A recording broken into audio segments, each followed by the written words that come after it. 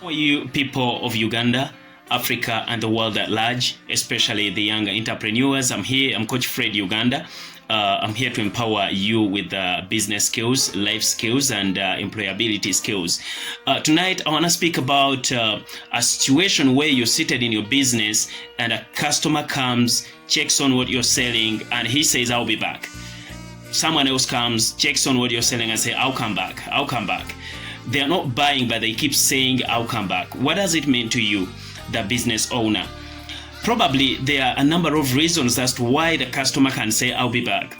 Maybe it's because of your price. Maybe the price of the commodity you're selling has been increased and some other people are selling it at a cheaper price. Therefore, people want to go and run away from you, go and buy from someone who is selling at a cheaper price. Therefore, check on the prices. Be always updated about the prices, because if you keep hiking the prices of the products you're selling, my dear, you're going to keep losing the customers. Secondly, the reason as to why they will keep saying, "I'll be back, I'll be back," probably the weighing machine that you're having is not really good enough. Probably you're cheating on your customers. Some other people are giving them the right quantity of the product, and for you, you're giving a lesser quantity.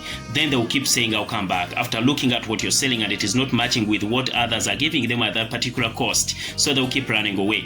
Thirdly, sometimes we normally give an opportunity to our workers to take over the business, but you don't have an idea of how those workers treat your customers. Probably the level of customer care is down, and let me give you an example. Some workers normally want to spend much of their time on a phone. They keep on a phone, a client comes in, is looking for something, asking questions, and the work is not even answering them, is not facing directly to them, and they are on their phones. Therefore, that can discourage a client, and he will end up saying, "Okay, I'll be back." Another point, cleanness. Check on that. Probably by the time someone comes into your business, the outlook of the business matters a lot. Maybe someone expected to look at something very good, the clear arrangement of products into your shop, and when someone comes, he gets disappointed.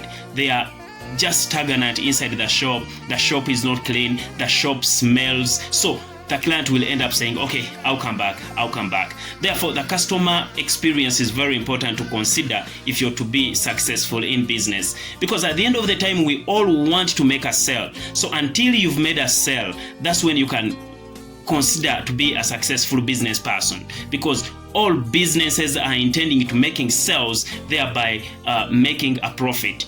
So if you're not making sales, then you're not going to make profits and you'll not run the business. Therefore, you need these skills. You need to know exactly what to do. So train your workers. Give them the skills of customer care. Give them the skills of communication. How do they communicate to the clients? When do they supposed to communicate to them? And what do they supposed to communicate to them? So those are very important questions. So the customer comes into your shop and someone is just looking. So look at the dressing code of the worker. They must be smart. Sometimes if the worker is dealing with it, then you're supposed to have something and cover your head, because the pieces of your hair might drop into the things that you're selling and people want. I remember one woman was selling rice and salt and sugar very early in the morning. The postcard had slept into the bag of sugar. And when the client came in the morning, this young woman was like, "Hey, Bonita," the postcard was called Bonita. "Hey, Bonita, get out of the sugar. I want to give the customer. Go and sleep in the rice." Something like that. By the time you open the sack of sugar, the postcard jumps out. Only that can discourage the client. Sometimes you have children. These young children, they are very good and nice looking, but sometimes in business, sometimes clients don't want to see what is happening behind the curtain. Probably the child has pooped in the shop and the client is there. The client has come to buy. You're just from cleaning the poopos of your children, and you're going to get sugar to the client. Then the client will get discouraged and will not come back. Look at your dressing code.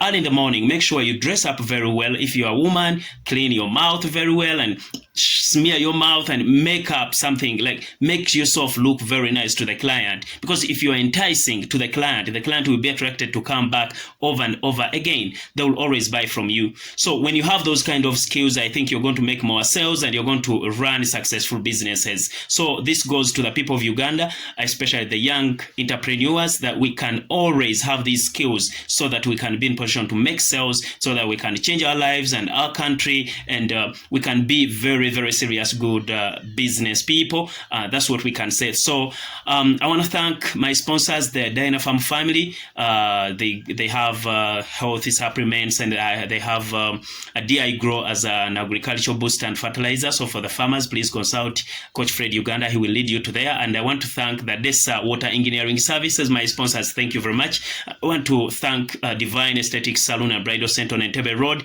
and Divine Aesthetics Vocational and Business Institute. Thank you very much, my listeners. Thank you for viewing my videos. Please remember to subscribe to my channels, and we can always be together. We can always have trainings. We can always have these skills so that we can be successful. I love you so much. I love my country, for God and my country. I'm Coach Fred Uganda.